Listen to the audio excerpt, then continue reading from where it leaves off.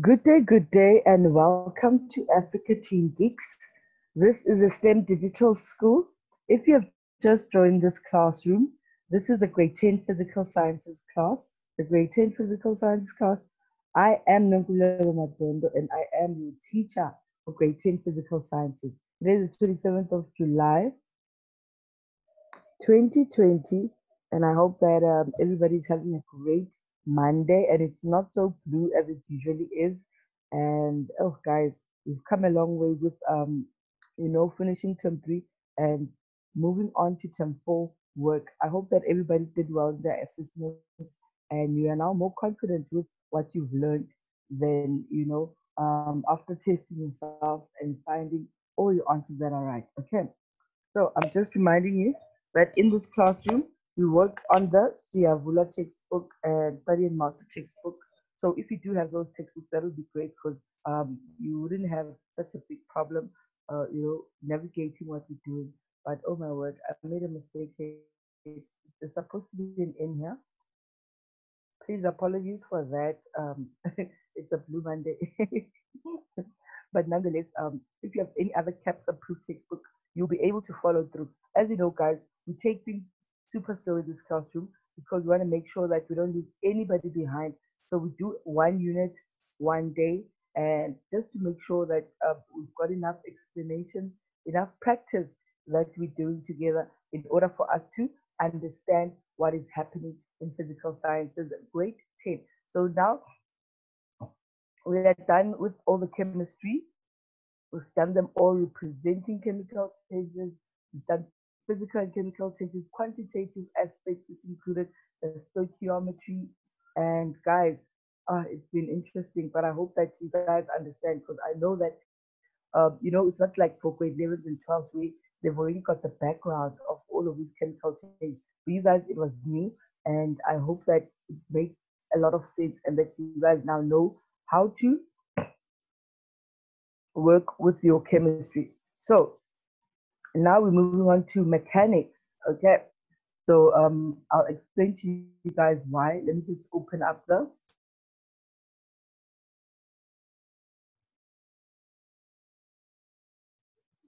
um,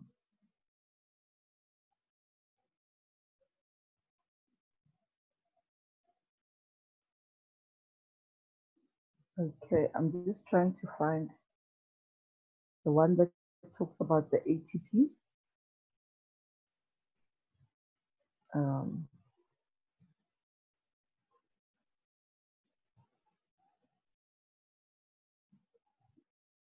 okay, so this is what I want us to remember we've spoken about the amendments of the CATS ATP. We've done this is mechanics. You see, there is no amendments that have been done in mechanics, so it means that we need to do everything, and that's why we're taking it from here. And as you can see here, we've already completed this part of our work, and now we're moving to term four. So the following two topics were moved from term three to term four, which is the motion in one dimension, instantaneous speed and velocity, and the equations of motion. So you guys understand why we moved to mechanics because this is your term four work, and we're not going to be doing the hydrosphere as that was also removed. So this is just what I wanted to explain quickly to you guys. And mechanics is very important, guys. As you can see, it counts a lot of a big stake, a chunk of stake in your final year examination. So you must make sure that you're doing them. As you guys know as well, we're going to be having only one paper this year. So that's why we need to make focus on the stuff that we're going to be doing in that case. Okay. So moving back to where we were. Um, okay. So before we get started on the lessons today, um, I just want us to finish. Remember on Friday we were doing the problems. We were doing the problems. The we were doing the, excuse me about that, guys, sorry about that. We were doing the memorandum for our assessment. So what I want us to do now, what is happening with this computer? Or is it me? I think it might be me.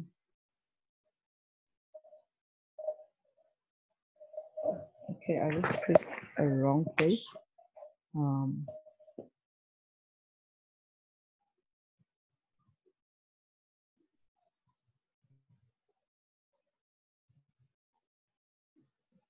okay, so I'm just trying to get back home to where I was.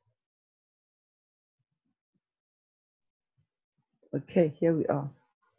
Um, as you guys know, we did our assessment, but we didn't finish. We only left with number 4, right? We did number question 1, question 2, question 3, and we didn't do number 4.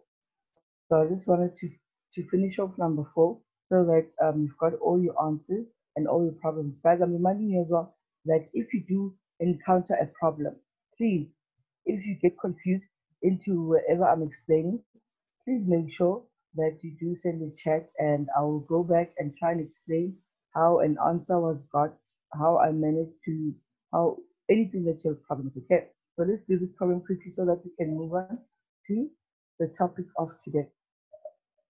So it says here, a solution of sodium carbonate was prepared by dissolving 5 grams of powder in 100 centimeter cube of water. The solution reacted with barium chloride solution according to the following balanced chemical equation. Okay, so what can you deduct from all of this? Is that a solution? Once you see the word solution, I told you, it's an aqueous it's in aqueous phase. Was prepared by dissolving 500 grams of powder in 100 centimeter cube of water. The solution reacted with barium chloride solution according to the following balanced equation. So here there should be an arrow, please take note of that. There should be an arrow over here. From this to that. So what they wanted to find out, calculate the mass of barium carbonate that should form in this reaction. Okay, so let's see how we got to do that. So now we're looking for the number of moles, but why are we choosing Na2CO3? We're choosing Na2CO3 because that's the mass that was given to us, right? So we always take what's given, and that's what we're going to use to calculate the number of moles so that we can ratio it out, okay? So here, we calculate the number of moles, 5 divided by 106. This 106 is the molar mass. Remember, you get it from your periodic table. It should be there when you're writing your tests and exams. And when you do our assessment, you can also have it in place. Okay. And then this is the answer that we got. And from there, now we use the ratios. Remember how we work out the ratios? We said ratio 1 over number of moles 1 is equals to ratio 2 divided by number of moles 2. So here, basically, you can put a line here to divide this 2 and put a line here to divide this 2, right? So we've got the number of moles for Na2. So you're just looking for this one. So you're going to cross multiply. So it's going to be 1. And that's going to give us the same answer because the ratio is 1 to 1 for both of them. And where do you get this ratio, guys? Let me just go back and remind you guys again, things that you should never forget.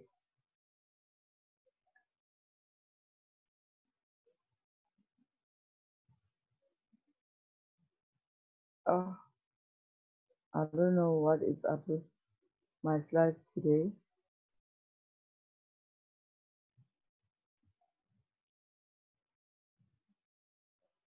It's just acting very funny.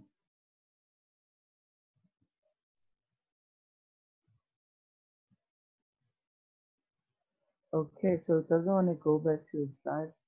So I'll just have to, for now, look at this way. For the remove the slide option, which is here. Okay. So you see the ratio, you get it from the number that would be in front of the compound or element. So you see here, everything is a 1. Here it's a 1, here it's a 1, here it's a 2. So if we had to calculate for NaCl, our ratio in this case would be a 2. But in this case, it's a 1 because there's 1 on the BaCO3 and 1 on the Na2CO3. Okay, so you guys understand how we got a ratio of 1 to 1 because both of them do not have numbers in front of them. So we assume that it's a 1. Okay, so if the ratio is 1 to 1, it means that the number of moles of Na2CO3 is the same as the number of moles of BaCO3. So now, which means we can now go back and calculate the mass for BaCO3. Because we've got the number of moles, the molar mass, you get it from your periodic table and you can calculate it. And please, guys, do you see multiplying by in? So it's very important. These are the marks that you're going, this is how the marking criteria.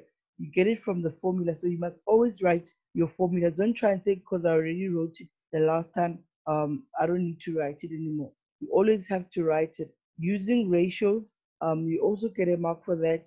And multiplying by one by the number of the molar mass, that's also important, and that will give you this answer. So even if you don't get this answer right, you can still collect all your marks throughout the step if you use the correct steps. Okay, so all of that gave us 5 marks. Okay, so they also asked us to calculate the percentage yield. Okay, and how are we going to calculate the percentage yield? We're going to use the actual yield divided by the theoretical yield. So in this case, 8.3, they say it was found that only 8.3 participate form. So this is the actual experiment. Okay, remember we once spoke about the experimental value and then the calculated value. The calculated value is always 100% accurate, but when it comes to the actual experiment that you do physically, you're not going to get the 100% value because there's also other factors that influence the physical experiment. For example, maybe some of the powder spilled out or some was left on the dish that you were using. There's always something that can happen, but it will never ever be 100% of what you are looking for because it's a physical experiment. Okay, but theoretically we do. So when you calculate the percentage value, we use the actual value divided by the experimental value and you times that by 100%, and this will give you 89.63, which is not so bad, but it's actually the value that you actually got.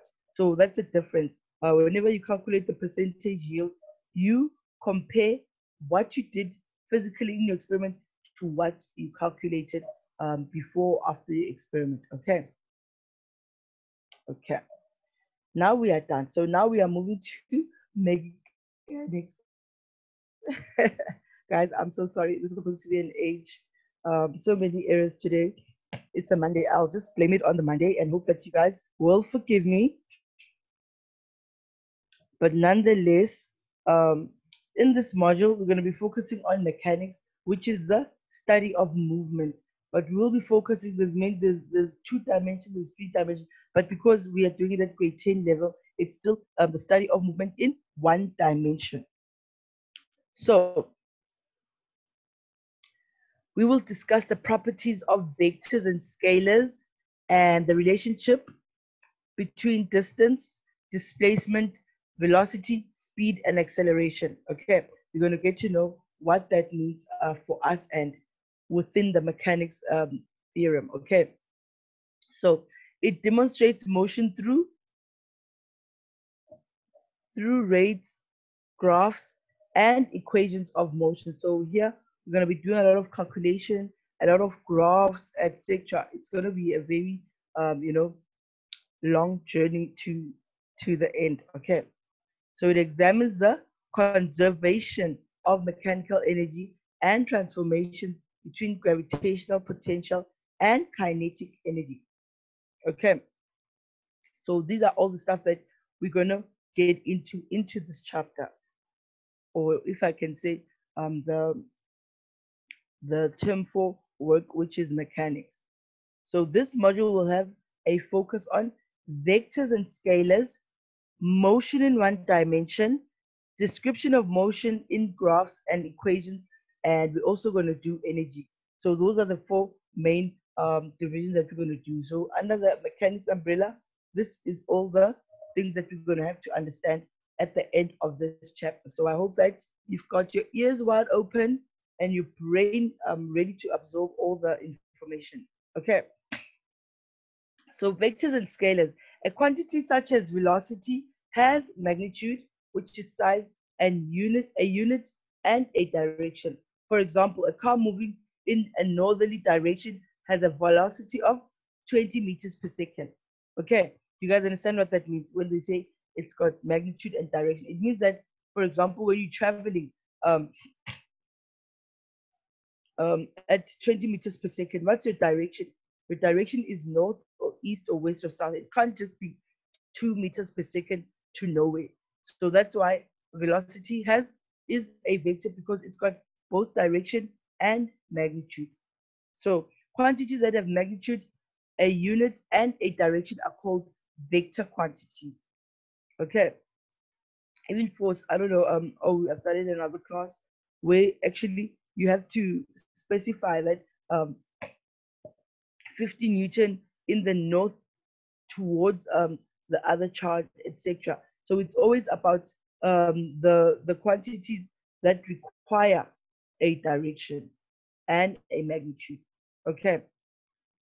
So other quantities that are also vectors are displacement, acceleration, force, weight, momentum, and electric field strength. Oh, the electric field strength is the part where I was telling you, where they'll tell you the charges are moving 500 Newton towards each other, or um, opposite each other in a repellent direction. So that's what it's all about, okay? So many quantities such as mass, time, and temperature have no direction associated to them. They only have a magnitude and a unit. So these quantities are called scalars. Other examples are distance, speed, energy, volume, work, power, and electric charge. So for example, with these ones, they don't have any distance. Like if we had to check for distance, we know that the distance from here to wherever, it's only going to be 500 kilometers, right? But if we had to take it to as a displacement,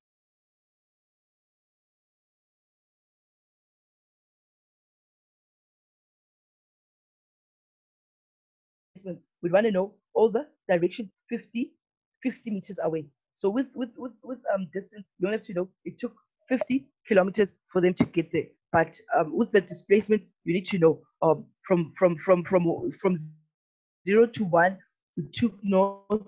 From 1 to 2, we took south. So that's how displacement takes account the route, and distance just cares about from start to end and how much it was. That's all that matters to the distance. So I hope that that makes sense. But if you are getting confused, guys, please do not hesitate to ask questions. This is your platform after all, and this is where you get to know all the information that you need. Okay, so now we know the difference between a vector and a scalar. So here's a nice definition of a scalar. Scalar is a physical quantity that only has mass. Okay, like I explained with you guys. So here's another example. Say, for example, a person buys a tub of margarine, which is labeled with a mass of 500 grams. The mass of the tub of margarine is a scalar quantity. Okay, because it only takes into account the mass, that it's 500 grams. It doesn't care which direction, because margarine cannot take any direction. It's just margarine. It's a tub, and it weighs 500 grams. Okay, so vectors are different because they are physical quantities that have size and direction. Okay, so a vector is a physical quantity that has both mass and magnitude and direction. So an example of that is a car traveling along east. You see, already we've got direction here, which is east, because a car cannot just travel to nowhere. It has to have a direction whereby it's taking. Even you, when you driving a car from home, you must choose a direction in which you want to get to. So it's magnitude and direction. Your speed is your magnitude, which is 100 kilometers per hour, and your direction, you're taking the car to the east side of the road. Okay, I hope that makes sense to you guys. So what we have here is a vector called the velocity. Velocity is a vector. The car is moving at 100 kilometers per hour.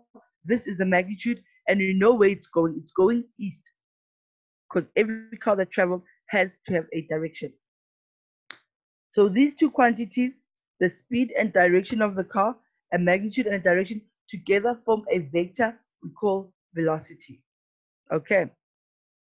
So our more examples of scalar quantities, we have mass because it only has the value like we spoke about the 500-gram butter tub. It has no direction.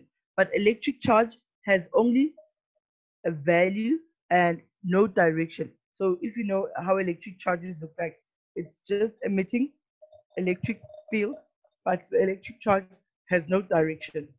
Okay. So example of vector quantities, we've got force has a value in direction. Like you know, you have to say 500 Newton west or 500 Newton towards each other, away from each other. It needs to have direction. Any force has to have direction. You can't just use, there can't just be force that has nowhere where it's going. Obviously, a force, it's something that is applied. So it needs to have a direction as to where the force was pushing a certain object to. Okay, so weight has a value and direction as well. Your weight is proportional to your mass and is always in the direction towards the center of the earth. And that's where we get our gravity. Okay, I hope we're still good here. If you do not understand, guys, please just let me know. Okay, so now that we've done our explanations for our vectors and scalars, there's an activity that I want us to do together, which is classifying the following as vectors or scalar. Okay, now we get to length, guys. Can somebody tell me what is length? Is length a vector or a scalar?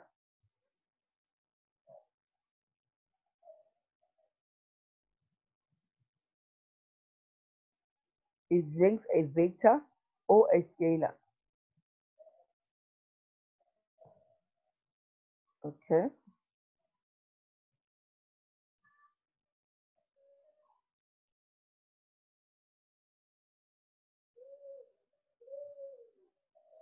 okay, let's see.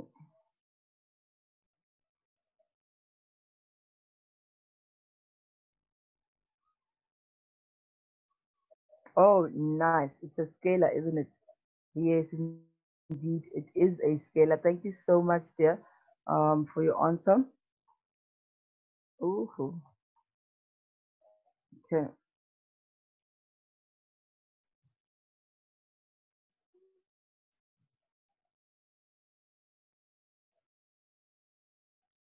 okay. So that was great. So our length is a scalar. Okay,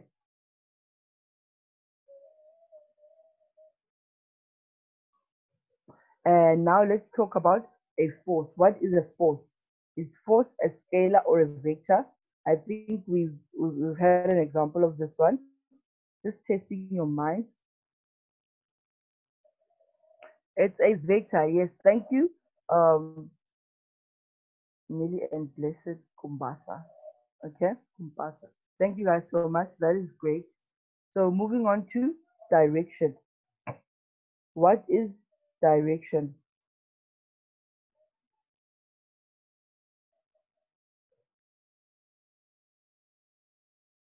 Okay, that is great. Indeed, it is a vector because direction needs to have a distance, direction, and a certain magnitude. Okay, and then let's move on to height. What is height?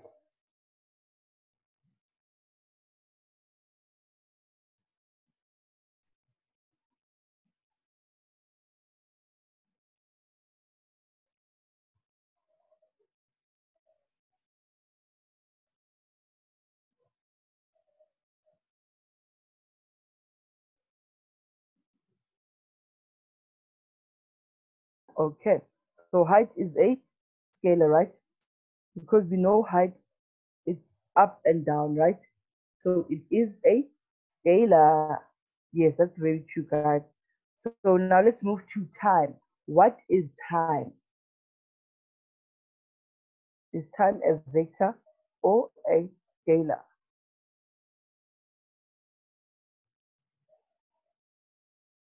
Yes, indeed, it is a scalar because time, you just need the magnitude. It's constant. It's just time. It doesn't need to have direction. You can't say um 5 seconds waste. Okay, it's only 5 seconds. So indeed, it is a scalar. So let's do number 6. What is speed? I think we've had speed as an example already. Speed. What is speed?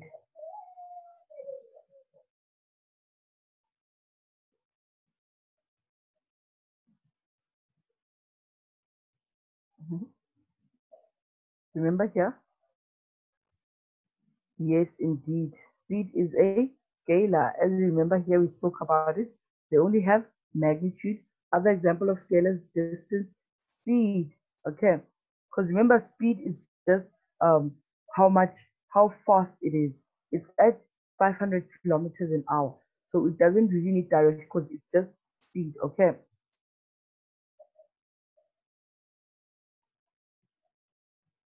And then let's move to the last one. What is temperature?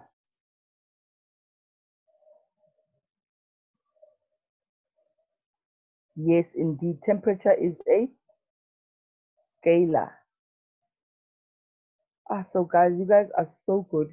Like your answers are perfect. I haven't had anybody that has given out a wrong answer. So which means that we are really grasping the concept of vectors and scalars. But we're going to be moving on further to other vectors and scalars and getting into detail with the work itself. So this is your homework for tomorrow, which says state whether the following examples of vectors or scalar quantities. Okay, so can you just copy down this homework and you guys are going to have to do it for tomorrow. Okay, this is your homework for tomorrow. So which means that tomorrow, because tomorrow we're going to be moving on to get into detail with vectors.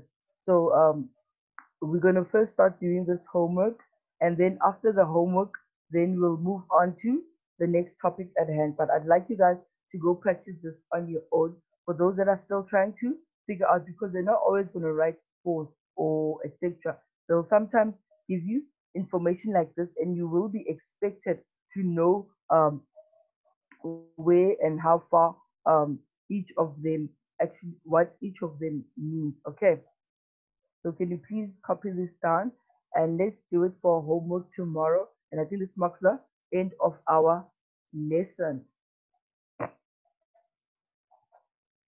Thank you guys so much for your participation. And thank you guys so much for joining into this classroom. I am Nonkulego Matondo. I am your physical sciences grade 10 teacher.